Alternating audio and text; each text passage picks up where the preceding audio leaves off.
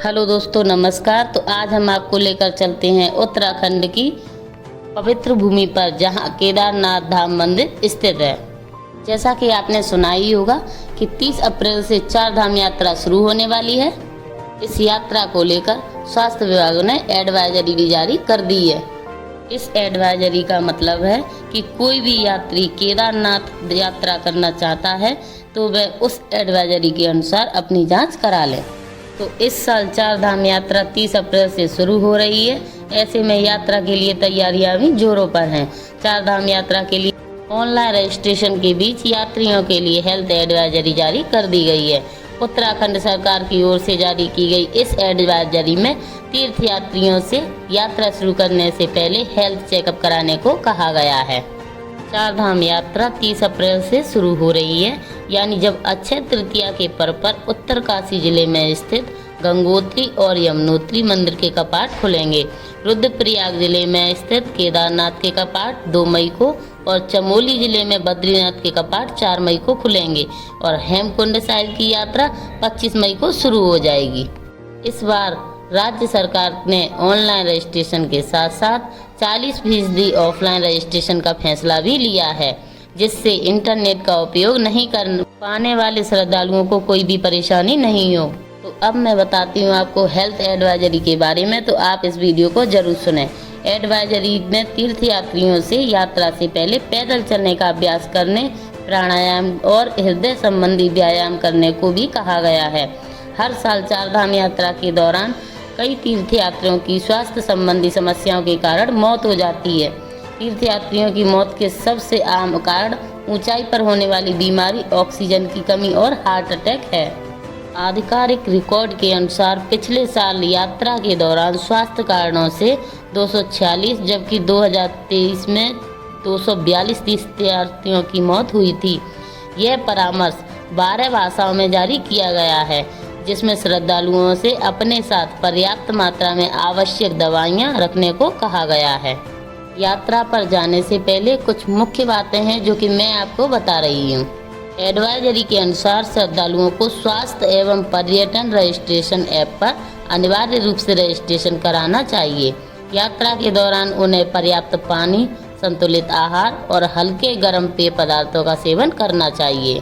साथ ही तीर्थयात्रियों से यात्रा के दौरान जरूरत पड़ने पर अपने स्वास्थ्य की जांच के लिए यात्रा मार्ग पर बनाए गए जांच केंद्रों और मेडिकल राहत चौकियों का लाभ उठाने के लिए कहा गया है। यात्रा पर जाने से पहले कुछ मुख्य बातें हैं, उनका भी विशेष ध्यान रखें। यात्रा के दौरान शराब कोई भी व्यक्ति ना पिए।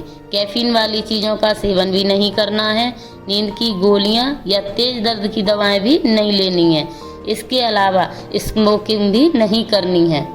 इस बार 4 धाम यात्रा पर आने वाले श्रद्धालु की संख्या नया रिकॉर्ड बनाएगी। 4 धाम की तैयारी में तमाम विभाग जुटे हुए हैं।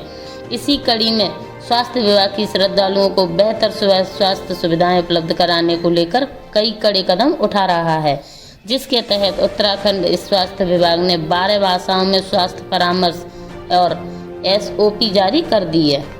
यात्रा से पहले स्वास्थ्य जांच, सतर्कता और चिकित्सीय तैयारियों पर व्यापक प्रचार प्रसार किया जा रहा है, क्योंकि यमुनोत्री, गंगोत्री, केदारनाथ और बद्रीनाथ धाम ऊंचाई पर मौजूद हैं। ऐसे में तीर्थयात्रियों को कठिन जलवायु का सामना करना पड़ता है, जिसके तहत ऑक्सीजन की कमी या अन्य समस्याएं हो जाती हैं। ऐसे में तीर्थयात्री जरूर स्वास्थ्य परीक्षण और आवश्यक तैयारियों के साथ 4 धाम की यात्रा पर आएं। जैसे आपातकालीन सेवाएं और हेलीपैड जैसे महत्वपूर्ण स्थानों पर तीर्थयात्रियों की सहायता की जाएगी।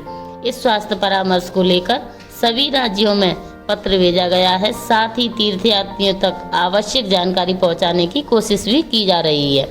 यात्रियों की सुविधा और स्वास्थ्य की देखभाल के लिए डॉक्टरों, मेडिकल स्टाफ, ऑक्सीजन सिलेंडर और दवाइयों की पूरी व्यवस्था कर दी गई है। 4 धाम यात्रा 2025 के दौरान किसी भी यात्री को स्वास्थ्य सेवाओं से जुड़ी कोई भी परेशानी ना हो, इसके लिए हर प्रयास संभव किए जा रहे हैं। और यहाँ पर अलग अलग राज्यों से स्पेशलिस्ट, हृदय रोग, अस्थि रोग सर्जन जैसे डॉक्टरों को स्वैच्छिक रूप से 4 धाम यात्रा मार्ग पर स्थित अस्पतालों में योगदान देने के लिए प्रेरित किया जा रहा है। स्पेशलिस्ट का योगदान कम से कम 15 दिनों के लिए होगा ताकि तीर्थ यात्रियों की बेहतर सुविधा मिल सके। और मैं आपको बताती हूँ कि 4 धाम यात्रा के दौरान तीर्थ यात्रियों की blood pressure, sugar, oxygen level समेत 28 पैरामीटर की जांच के लिए स्क्रीनिंग पॉइंट बनाए गए हैं। ये सभी पॉइंट रजिस्ट्रेशन पॉइंट के साथ जोड़े गए हैं ताकि यात्रा शुरू करने से पहले यात्रियों की पूरी स्वास्थ्य जांच हो सके। यात्रा मार्ग पर मेडिकल रिलीफ पॉइंट की संख्या बढ़ाई गई है। वहां पर डॉक्टरों के साथ प्रशिक्षित मेडिकल स्टाफ और स्वास्थ्य मित्रों की तैनाती की जाएगी।